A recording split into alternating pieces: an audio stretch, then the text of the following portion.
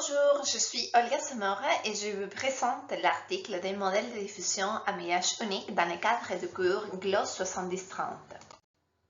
Allons-y. Les modèles de diffusion latente sont devenus très performants pour générer du contenu 2D de haute qualité. Ces modèles fonctionnent en apprenant à inverser un processus de bruitage progressif dans un espace latente, c'est-à-dire une représentation compressée de données. Le succès de ces modèles en 2D a incité les chercheurs à explorer comment appliquer des approches similaires à d'autres types de modalités. La synthèse des actifs 3D texturés est intéressante. Et pourquoi vous pensez que c'est intéressant?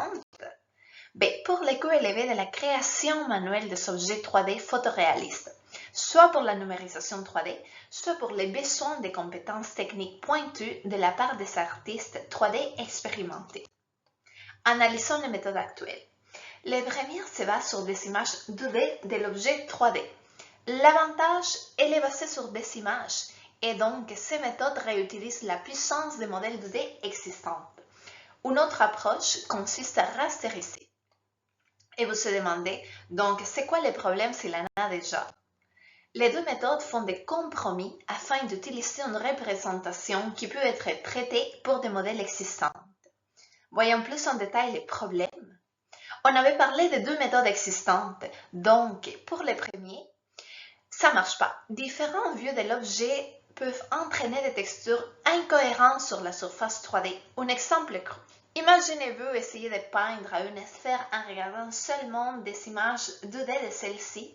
C'est difficile d'assurer une certaine continuité. Alors aussi, notre deuxième méthode, la rasterisation. Ça ne marche pas non plus.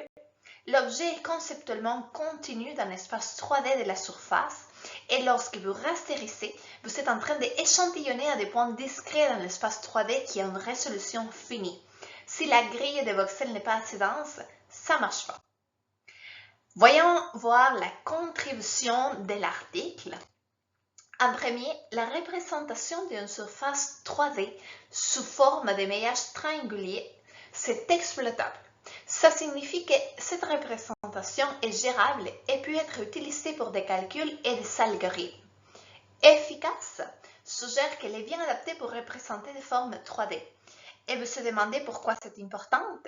Vous se rappelez tantôt de l'image traitée dans un espace de basse résolution, mais c'est la même logique mais en 3D.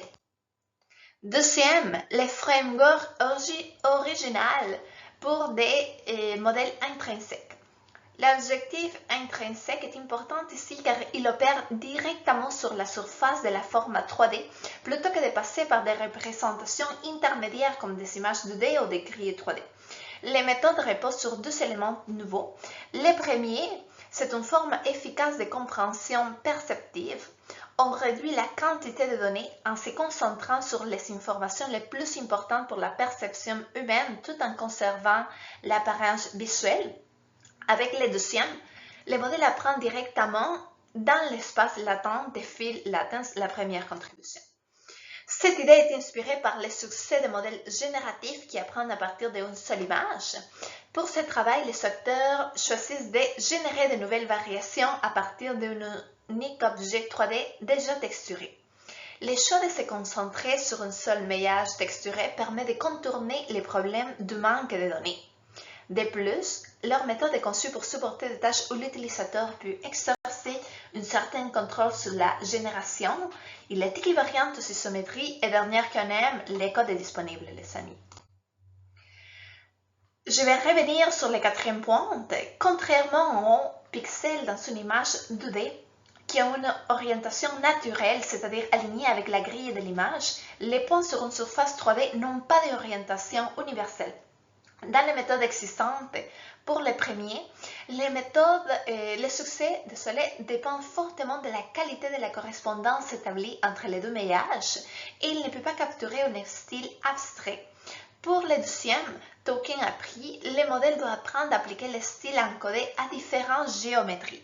Mais leur framework qu'ils proposent apprend les caractéristiques de la texture en relation avec les structures intrinsèques de la surface, plutôt qu'en se basant sur une orientation ou une position spécifique dans l'espace 3D. Pas besoin de rentraîner le modèle pour chaque orientation de l'objet. Voyons plus en détail comment ça marche.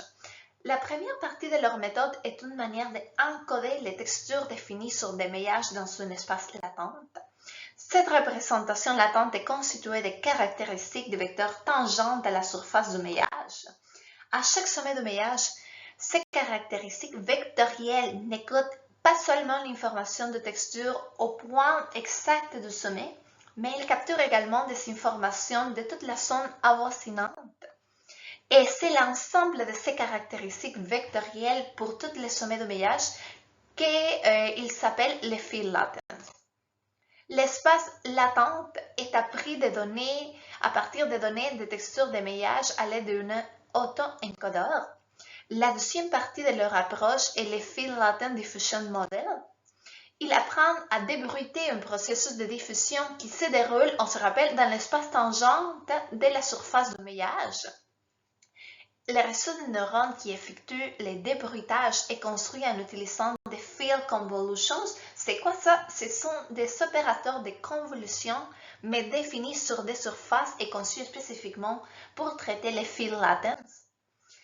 Et ils ont été étendus pour pouvoir ajouter des embeddings scalaires. Vous vous rappelez, les modèles peuvent être conditionnés par des labels fournis par l'utilisateur. En résumé un peu plus visuel, image, encodeur, mon vecteur et décodeur, mon image à nouveau. Passons à l'évaluation du modèle maintenant.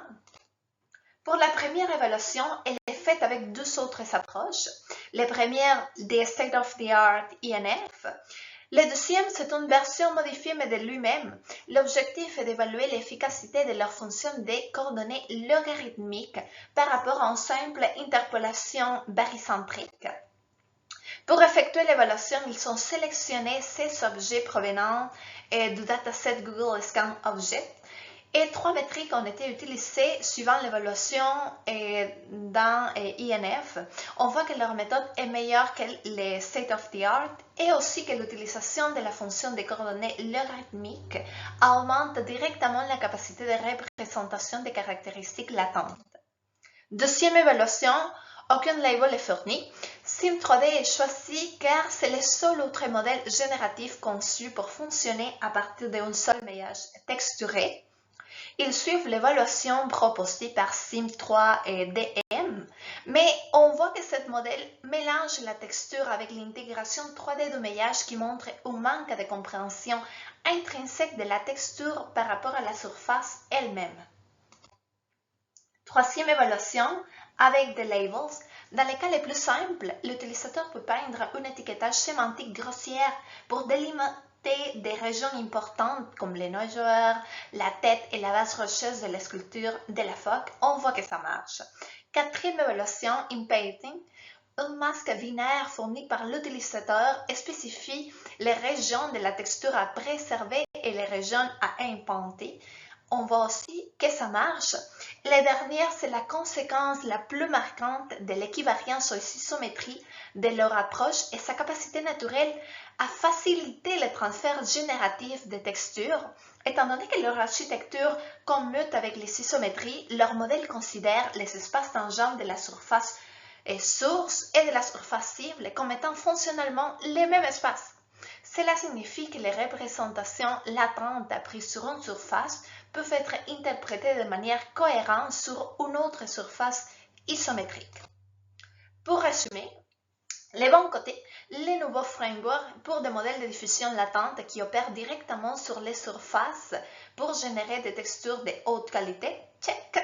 Leur approche repose sur deux contributions principales déjà vues en détail. Ils ont appliqué leur méthode dans un seul maillage texturé et ont démontré la capacité de générer des variations de texture par rapport aux méthodes considérées state of the art. Dans les limites, le temps est relativement long, ainsi le modèle est incapable de refléter des informations directionnelles dans les textures synthétisées. Par exemple, si l'on imagine la texture d'un liquide qui s'écoule sur une surface, la direction du flux est une information clé. Leur modèle pourrait générer des motifs qui évoquent un écoulement, mais sans une directionnalité cohérente. On se rappelle, les modèles apprennent principalement des propriétés locales comme la couleur, la fréquence, mais leur orientation globale est cohérente. Par contre, il suggère que les capacités à refléter des informations directionnelles pourraient potentiellement être résolues en conditionnant les modèles avec des labels. Merci, c'est tout les amis. Merci beaucoup.